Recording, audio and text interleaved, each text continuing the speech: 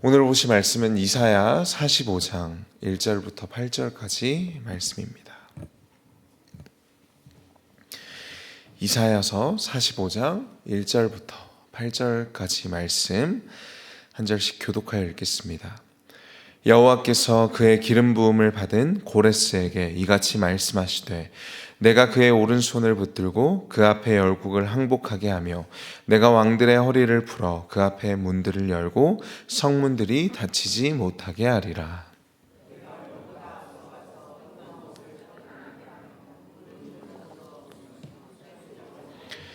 내게 흑암 중에 보화와 은밀한 곳에 숨은 재물을 주어 내 이름을 부르는 자가 나 여호와 이스라엘의 하나님인 줄을 내가 알게 하리라.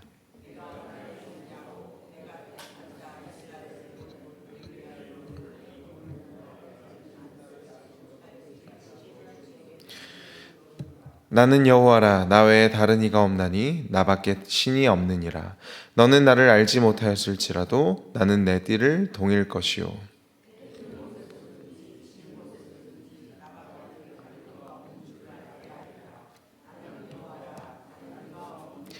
나는 빛도 짓고 어둠도 창조하며 나는 평안도 짓고 환난도 창조하나니 나는 여호와라, 이 모든 일을 행하는 자니라 하였노라.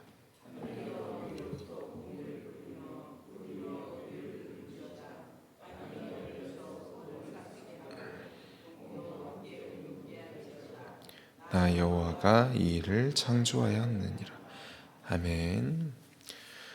오늘 1절 말씀 보시면 하나님께서 이 말씀을 하시는 대상이 1절 상관절에 분명하게 나와 있습니다. 그것은 다름 아닌 바벨론의 왕 고레스입니다.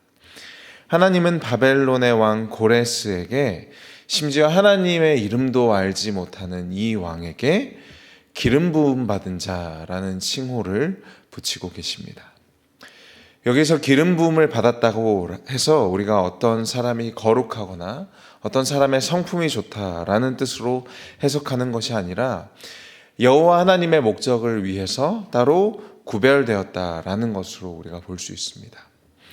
하나님이 이 고레스라는 왕을 그분의 목적에 따라 따로 구별하셨고, 그래서 그를 기름 부음 받은 자로 사용하셔서 어떤 목적에 따라 일을 하시고자 하신다는 것이지요.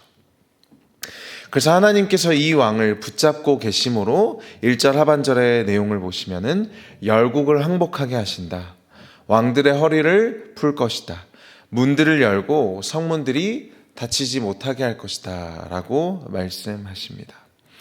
또 2절 말씀 보실까요? 하나님께서 고레스 왕보다 앞서 가실 것인데 그 결과 어떤 일이 일어날 것이냐? 험한 곳은 평탄하게 되고요, 논문은 부서지게 되고요, 또 쇠빗장은 꺾어지게 됩니다.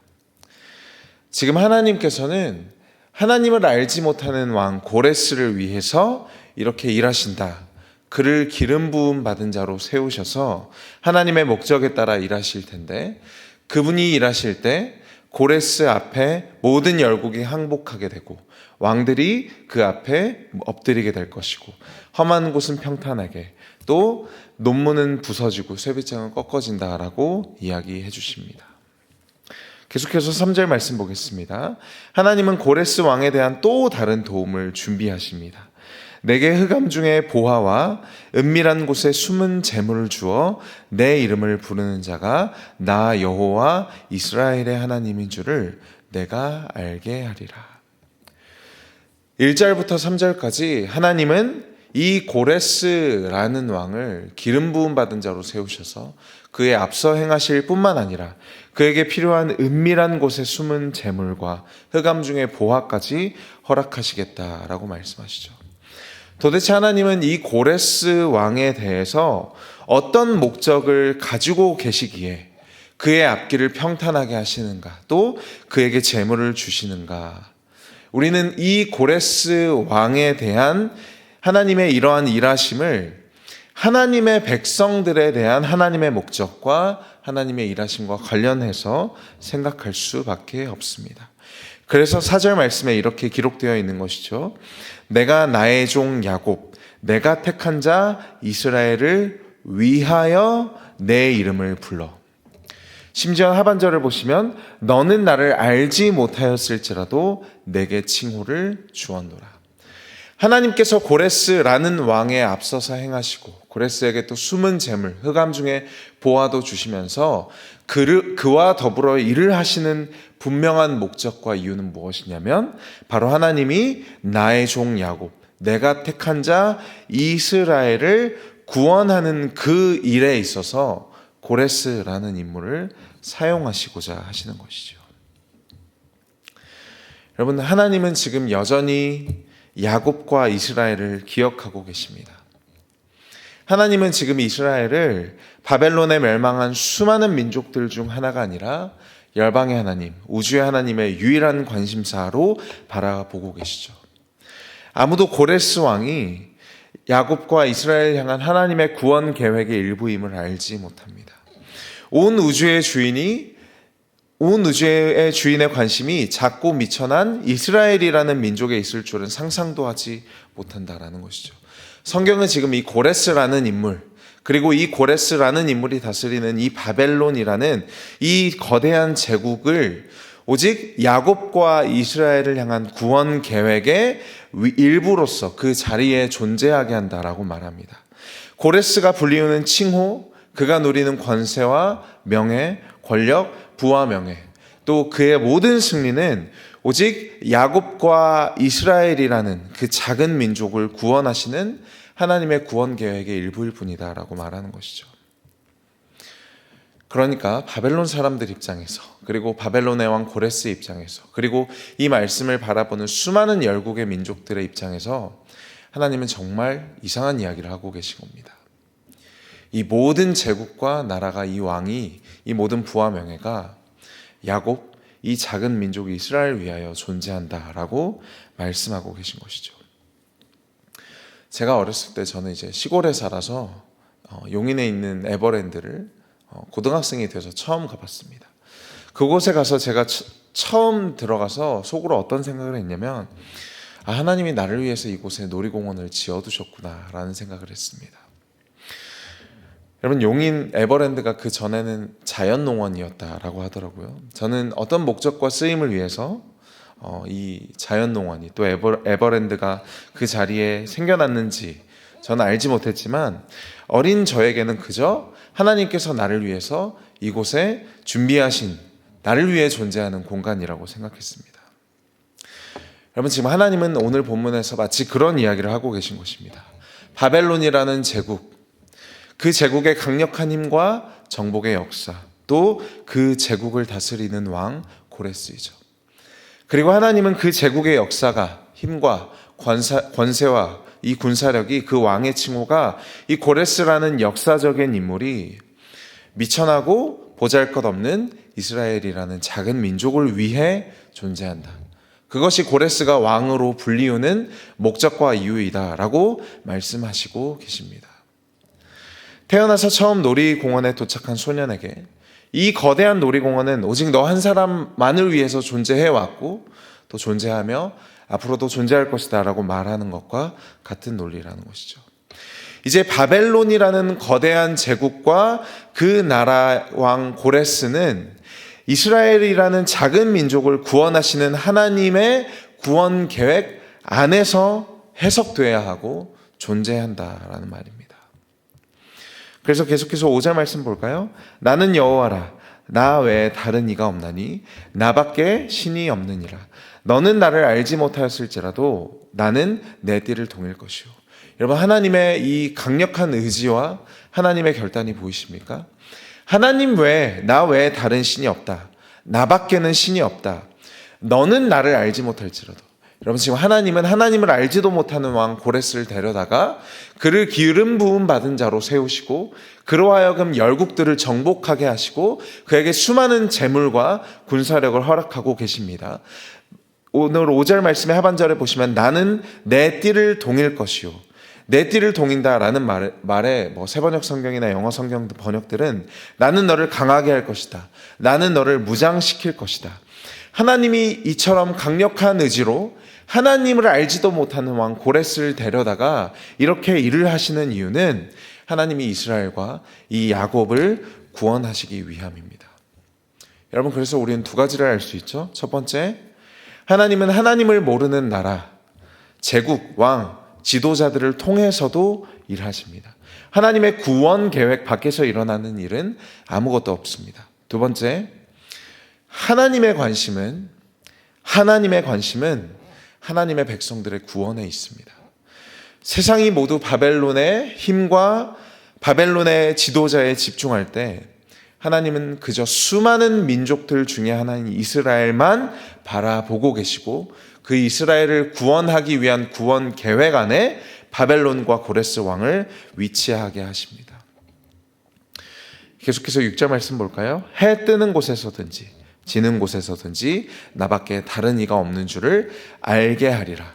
나는 여호와라. 다른 이가 없느니라. 여러분, 해 뜨는 데서부터 지는 데까지 우리는 정말로 오늘 역사 속에서 수많은 사람들이 하나님의 이름을 알게 되었고 그분을 구주로 영접하게 되었고 구원받은 것을 알고 경험하고 보고 있습니다. 여러분, 해 뜨는 데서부터 지는 데까지 세상 사람들은 바벨론 같은 제국이, 페르시아와 같은 제국이, 로마와 같은 나라와 대영 제국과 같은 나라와 미국과 같은 강력한 힘과 권세와 능력을 가진 나라들이 해 뜨는 데서부터 지는 데까지 이름을 펼치리라 생각했지만, 여러분, 해 뜨는 데서 지는 데까지 오직 하나님만이 영광 받으실 것이고 하나님만이 그 이름을 떨치실 것입니다. 계속해서 바벨론과 고레스를 통해서 하나님이 일하시는 주권이 강조되고 있습니다. 우리 7절 말씀은 같이 한번 한 목소리로 읽어볼까요? 시작. 나는 빛도 짓고 어둠도 창조하며 나는 평안도 짓고 환난도 창조하나니 나는 여호와라. 이 모든 일을, 여러분, 하나님은 지금 빛도 어둠도 평안도 환난도 하나님의 손 안에 있다라고 말합니다. 바벨론도 고레스도 이스라엘도 또 여러 민족들도 모두 하나님의 손 안에 있는 것이죠. 이스라엘 입장에서 그 땅에서 평안하게 살던 그 시절도 이제는 포로로 붙잡혀가서 고난과 환난을 당하는 이 시간도, 빛과 같던 시간도 어둠과 같던 시간도 모두 하나님의 손 안에 있다라고 말씀하십니다. 그리고 하나님이 무엇을 분명히 밝히시냐면 이 모든 일을 행하는 자니라. 이 말씀을 읽는 이스라엘 백성들과 저와 여러분을 포함한 모든 독자들은 거대한 도전을 받습니다. 하나님은 저와 여러분 차원에서의 선과 악의 구분, 빛과 어둠, 또 평안과 환난의 구분을 거절하십니다. 하나님은 다만 선과 악, 빛과 어둠, 평안과 환난은 하나님의 손 안에 있는 일, 하나님이 행하시는 일이라고 말합니다. 여러분, 우리가 하나님이 행하시는 일을 악이라고 규정할 수 있습니까? 우리에게는 어둠이고 환난이지만 그 일을 행하시는 분이 하나님이시라고 말합니다. 모든 주권은 모든 것을 창조하신 하나님께 있다라고 말합니다. 여러분, 그래서 엄밀한 의미에서 기독교는, 저와 여러분은 선과 악을 구분하는 자들이 아닙니다. 우리는 계속해서 교회를 다니고 신앙생활을 하면서 무엇이 선이고 무엇이 악인지를 구별하는 것을 즐겨합니다. 여러분, 그러나 우리가 분명히 기억해야 되는 것, 선과 악을 구분하는 것은 에덴 동산의 타락의 결과입니다. 모든 것은 하나님이 행하시는 일입니다. 우리에게 일어나는 평안도 또 환난도, 우리 삶에 있는 빛과 어둠, 모든 것은 하나님이 행하시는 일이라고 하나님이 밝히시는 것이죠. 다만 하나님의 관심은 무엇에 있으십니까? 고레스라는 인물조차 이 이스라엘, 하나님의 백성을 구원하시는 구원 계획에 있다라는 것이죠. 마지막 8절 말씀입니다. 하늘이여 위로부터 공의를 뿌리며 구름이여 의를 부를지어다. 땅이여 열려서 구원을 싹트게 하고 공의도 함께 움돋게 할지어다. 나 여호와가 이 일을 창조하였느니라. 여러분, 제가 하나님은 무언가를 땅에 심고 계십니다. 무언가를 뿌리고 붓고 계십니다. 땅이 열리게 하고요, 또 무언가 싹트고 움돋고 있습니다. 그것은 무엇이냐면 바로 하나님의 구원과 공의입니다. 하나님이 이 일을 하고 계신다라고 말씀하십니다. 하나님이 지금 구원과 공의를 이 땅에 심고 계시고 그것을 싹트게 하고 계시고 움돋게 하고 계십니다. 그리고 하나님이 태초에 공허와 혼돈 가운데 세상을 창조하신 것처럼 저와 여러분의 삶 가운데 그것이 아무리 황폐할지라도 그것이 아무리 마른 뼈와 같을지라도 그 안에 어떠한 소망과 생명의 시그널이 보이지 않다라고 할지라도 하나님은 반드시 저와 여러분의 삶에 고레스를 통하여서도 바벨론을 통하여서도 빛을 통하여 어둠을 통하여 평안을 통하여 환난을 통하여 구원과 공의를 싹트고 옴돋게 하실 것입니다. 왜냐하면 하나님은 창조하시는 하나님이시기 때문입니다. 여러분, 결론 말씀드리겠습니다. 하나님은 작고 초라한 이스라엘을 바라보고 계십니다. 세상 모두가 바벨론을 바라보고 있을 때 고레스 왕이라는 그 위대한 인물의 이름과 명성을 바라보고 있을 때 여러분, 하나님은 이스라엘 백성들만 바라보고 계십니다. 그리고 그 고레스 왕조차 하나님의 구원 계획 안에서 바라보고 목적하고 계십니다. 여러분, 그래서 우리가 세상을 위해 존재하기 이전에 하나님은 이 세상을 저와 여러분을 구원하시는 구원을 위한 무대로 사용하십니다. 그분의 완전한 구원, 완전한 평안, 그분은 저와 여러분을 하나님 나라의 가족 구성원으로 초대하시기 위해서 때로는 빛도 사용하실 것이고 어둠도 사용하실 것입니다. 때로는 평안도 사용하시고 환난도 사용하실 것입니다. 우리가 구분짓는 선과 악은 오직 하나님이 행하시는 우리를 구원하시고자 하는 구원 계획 안에서 일어나는 일들입니다. 우리 삶에 일어나는 모든 일들은 더 이상 선과 악, 복과 저주가 아니라 우리를 구원하시는 하나님의 계획일 뿐입니다.